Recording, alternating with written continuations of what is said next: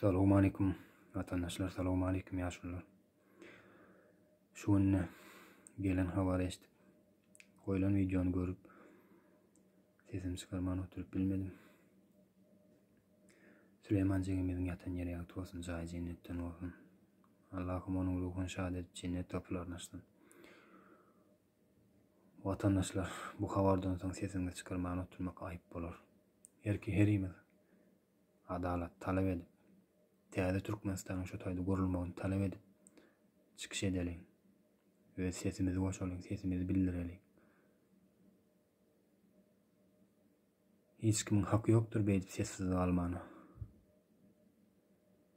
Bugün bunun başına gelen elbet betbagatçylyk ertesi gün başka birinin başına gelip biler. Şoň üçin bu zatlyň öňüne alalyň. Adalaty talap edelim vatandaşlar. Şu 14 ýaşly saga, şu 14 ýaşly sagany urup ýenjip birinji ýer alan üçin urup ýenjip şo ýagdaýa getirmäni şol haram tohumdan bolan haram itleň nädip yürekleri bar dözlük aşamadı şo zada. Nädip elleri bardy şo zada, şonu hiç şo hereket etmäni.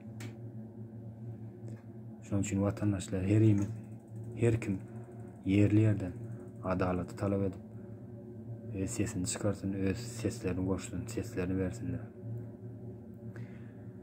Vatandaşlar, bizim düşmanımız daşarda däl, daşynda däl bizim düşmanymız. Esasy bizim düşmanymız. İçeride şu haramhor, cinayetkar hökümet we cinayetkar diktatura bizim düşmanymız. Başka yerde bizim düşmanımız yoktur vatandaşlar. Şonu doğru düşünün. Şoň üçin